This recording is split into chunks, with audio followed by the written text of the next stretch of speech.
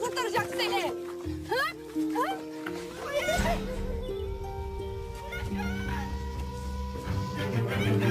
Anne!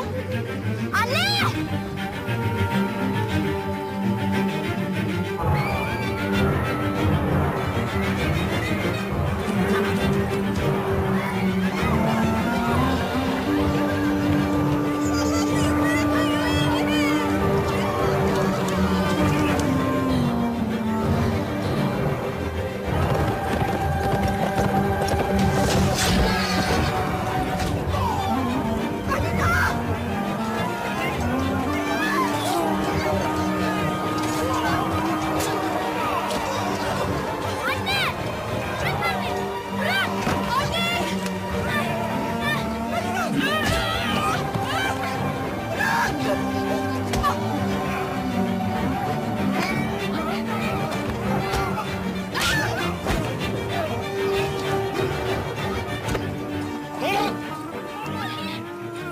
Onları da diğer bogomillerle beraber arabaya koyun. Onları lazerin eğlencesi için diri diri yakacağım. Yüreğimize saldığınız ateş cehenneminiz olsun. Köpek! Pislikler!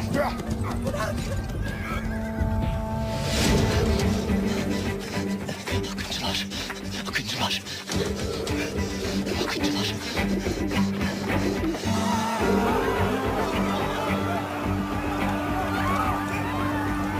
Akıncıları yetiştir bize. Uç.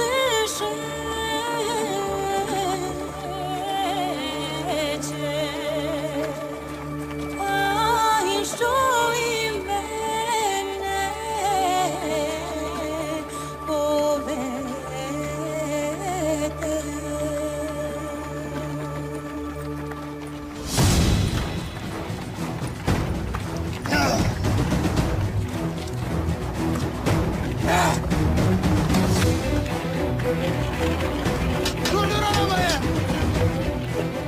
Aç şu kapıyı! Neyin o bana? Seni kimseye vermeyeceğim. Korkma. Çekil!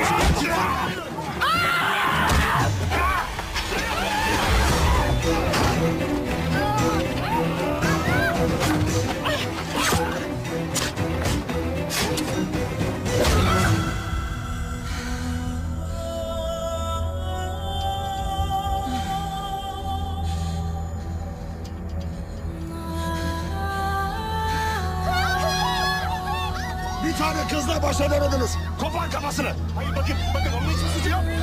Lütfen, hayır, hayır, yapma.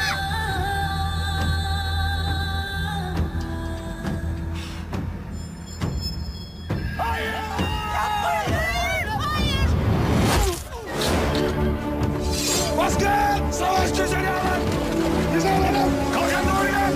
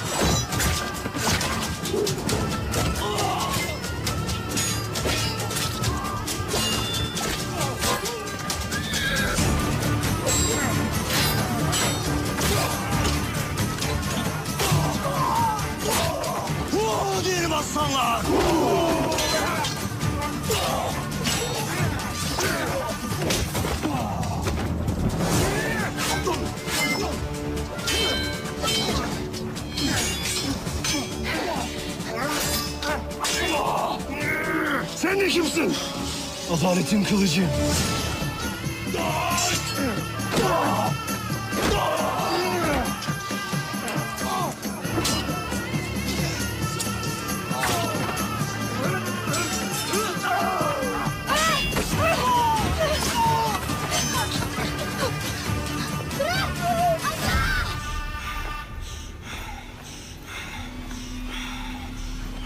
Gelmeyin.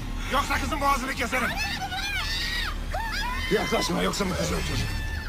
Öldürebilirsin.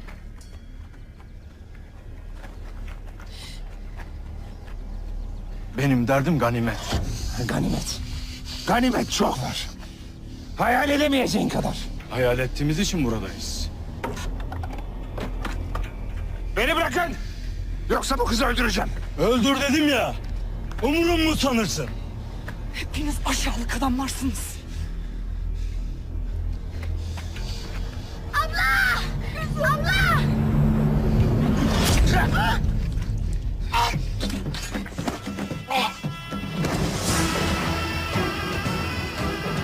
Aç bunu.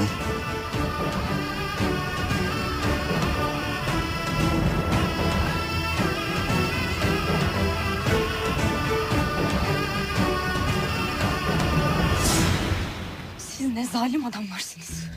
Sizin de tek gayeniz ganimet. Cihan ganimet üzerine döner. Bilmez misin Alina? Adımı nereden biliyorsun? Buraya gökten zembille inmedik.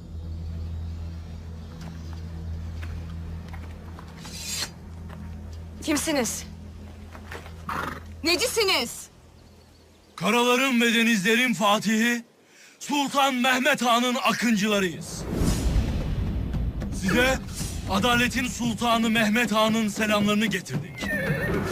Sultanımız buyurdu ki, gayrı Balkanların güzel insanları boşnaklar yurtlarını terk etmek zorunda kalmayacak.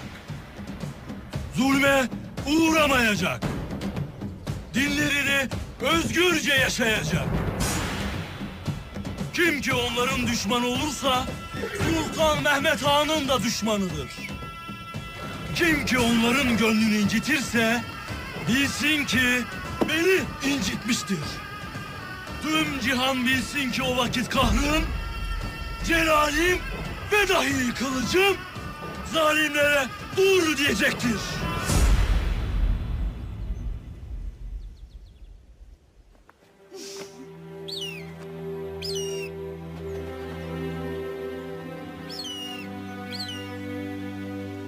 Sultanına biz Bogomillerden selam söyle yiğit. Bilsin ki Cihan Fatih'ini topraklarımıza bekliyoruz. Bekleyin. Geleceğiz.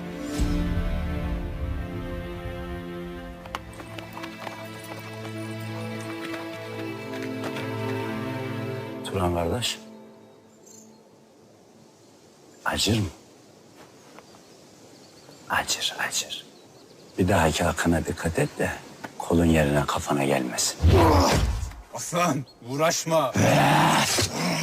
Turan!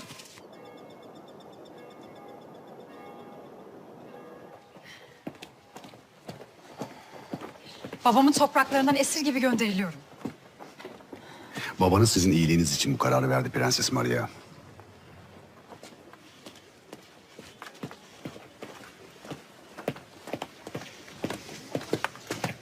Ya sen? Sen Karadiç. Benden ayrı kalmaya nasıl dayanacaksın? Sana söz veriyorum Maria. Döndüğünde artık sadece bana ait olacaksın.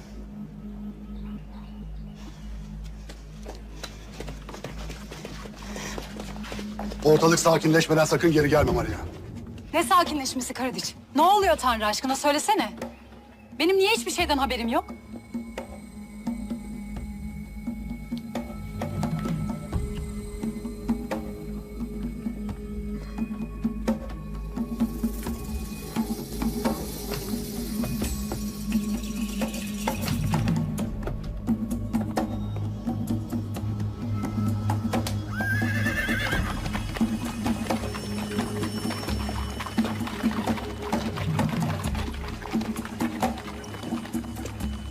Komutan Karadiç.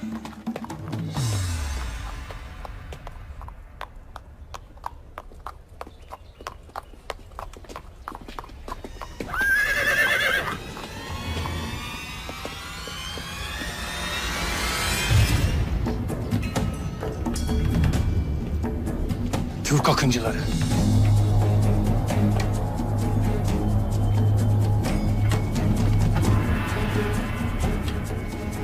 Tanrı şahidim olsun Milosevic.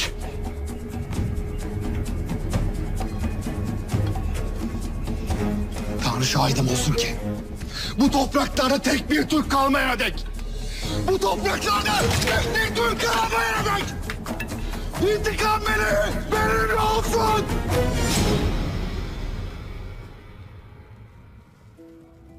Bugün büyük bir gün. Bugünden itibaren tarih beni yazacak. Cesur ve kahraman bir adamın ülkesini ne çok sevdiğini yazacak. Şeytan Osmanlılarla nasıl mücadele ettiğimi yazacak. Başarılı olamazsan eğer seninle birlikte hepimiz ahmakça ölebiliriz. Sevgili kraliçem, yoksa beni bu kutsal yolda şimdiden yalnız mı bırakacak? Sana defalarca söyledim. Taht sevdası için mücadele etmeyi anlamıyorum. Bir köylüden beni anlamasını beklemek ne kadar ahmakça değil mi? Ah sevgilim, bu sarayda beni senin gibi seven kimse yok. İyi ki varsın.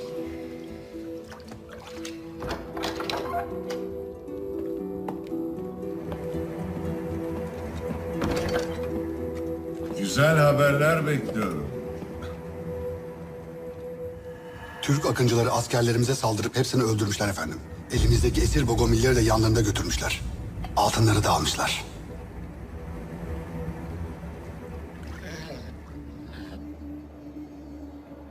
Sapık Bogomilleri bize teslim edecektiniz. Papa Hazretleri onları merakla bekliyordu. Osmanlı akıncıları tuzak kurup askerlerimi öldürdü. Bogomilleri de özgür bırakmışlar. Onları yakalayıp kendi elimle papaya teslim edeceğim. Ancak merak ediyorum. Bogomilleri size getireceğimizi Türkler nereden biliyorlardı? Konstantiniye'deki casuslarınız uyuyor mu? Ya da sizin kalenizde o kadar çok Osmanlı casusu var ki attığınız her adımı izleyip aldığınız her nefesi takip ediyorlar. Neyse, buraya kutsal papamızın evladı olma şerefini size teklif etmeye geldim. Hem de papanın hazineleri. Babalık ha? Babalık. Bir zamanlar benim de bir babam vardı. Büyük Bregoviç. Türklerle savaşta yeteri kadar cesur davranamadı. Onun yüzünden her yeri Türk korkusu sardı. Hatta öz kızı, kız kardeşi Mara'yı Sultan Murat'la evlendirdi. Sonra daha büyük bir çılgınlık yaptı. Akıl yoksunu anneme tahtı bıraktı. İşte o gün bugündür hep ip olmayı düşündüm. O yüzden bana baba değil, Türklerle savaşta ittifak yapabileceğim cesur ve kararlı dostlar lazım. İsa safında Türklere karşı bizimle birlikte savaşacak herkes bizim dostumuzdur. Yalnız onlara karşı güçlü bir savaş vermek istiyorsanız Katolik olmalısınız. Çünkü Sultan Mehmet Konstantinye'yi fethederek Ortodoksluğu kendi himayesine aldı. Artık bütün Ortodokslar onun askeri olabilir. Din kardeşimiz olan Latinler Haçlı Seferi sırasında Konstantiniye'yi işgal etti ve Ortodoksları katlettiler. Ortodokslar tarihin en büyük kıyımını yaşadı. O yüzden din kardeşliği palavrası bana hiç de güven vermiyor. Birbirimizi kandırmayalım. Zeki adamsın Lazar. Farkındayım. Vatikan'ı Sultan Mehmet'in istilasından korumak istiyorsanız bana daha fazla istihbarat sağlamanız gerekir. Malum casuslarınız çok maharetli.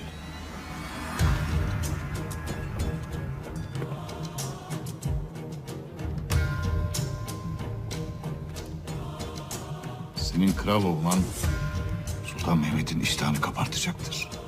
Onun iştahını kesmesini de biz biliriz. Peki nasıl olacak bu? Devşiremedikleri Abdullah Paşa onun nefesini kesecek.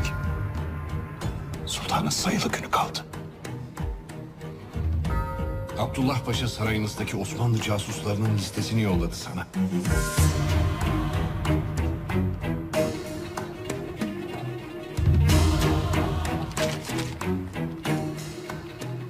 Bugün çok şey değişecek.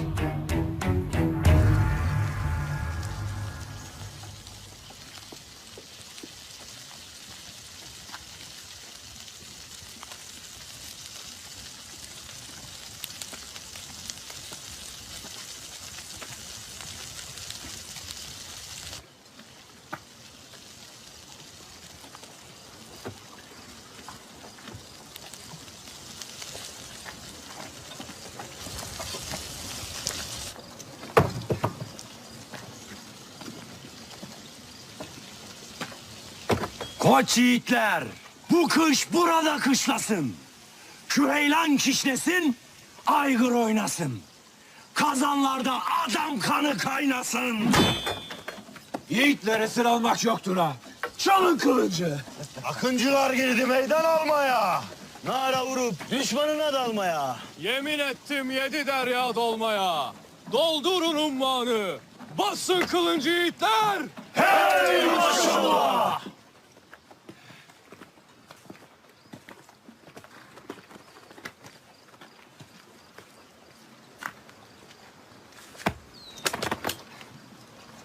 Oturun.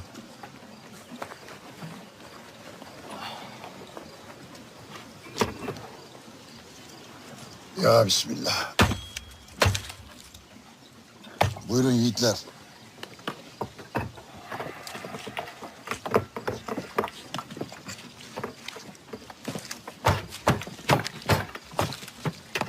İndi o şerefsiz Lazar inim inim inler.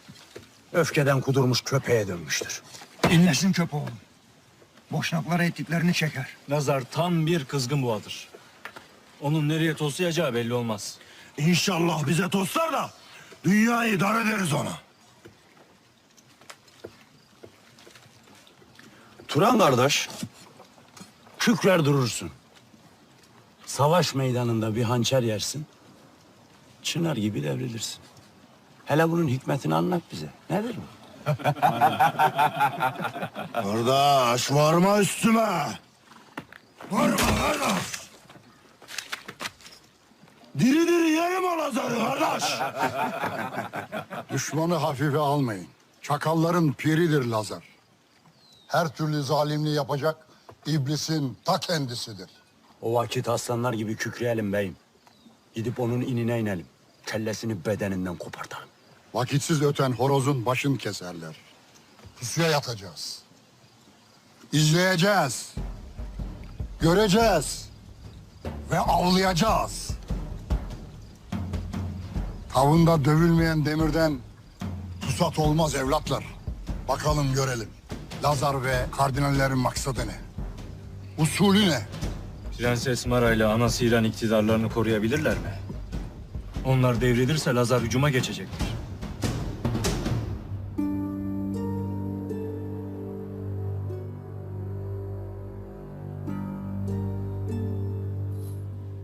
Sence abim Gırgur gerçekten kör mü?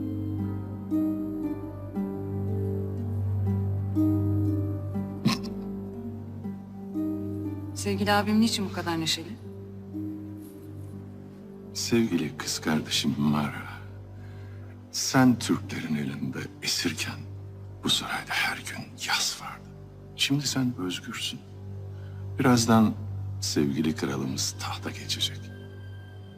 Böyle güzel bir günde keder bize yakışır mı? Sabık despotumuz Durat Brankoviç'in eşi, soylu Bizans prensesi Despina İrene Kantakuz'un.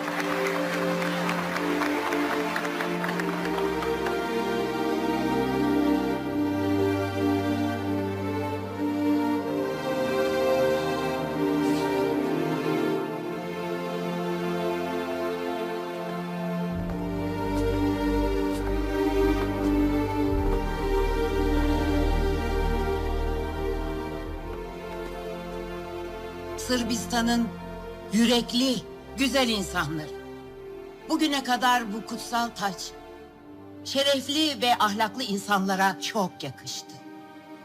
Bu yüzden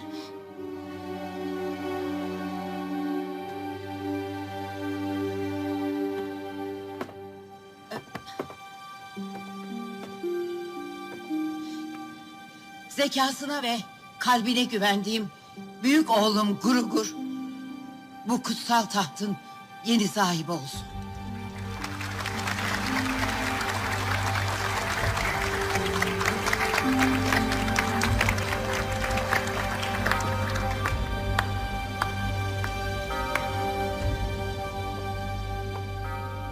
Sevgili kralım, size taht yolculuğunuzda izin verirseniz eşlik etmek isterim.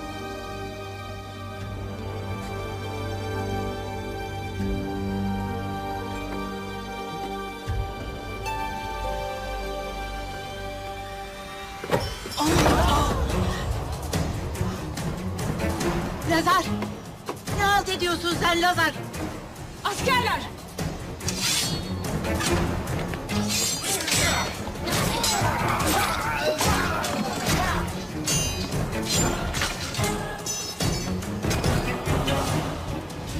Sırbistan'ın Aydınlık geleceğini istiyorum anne. Hata mı ediyorum?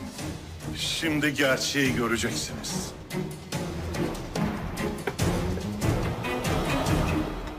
Bu güvercin her gün sarayımızda olup biteni Sultan Mehmet'e bildiriyordu. Anne iyi dinle bak. Sevgili Fatih Sultan Mehmet Han. Abim Lazar kral olmak için Papa ile anlaştı. Halka yaptığı zulüm yetmezmiş gibi sırf Papa istedi diye Bogomilleri de katlediyor. Hizmetinizdeki Abdullah Paşa Papa'nın adamı. Tanrı seni korusun, Çariçe Despina Mara Hatun. Sırbistan'ı tehlikeye attın. Osmanlı ile kurduğumuz barışı mahvettin. Senden kral olmaz abi. Ülkeleri ve halkları güçlü liderler yönetmeli. Bizim en büyük düşmanımız Türkler ne yapıyor? En cesur, en güçlü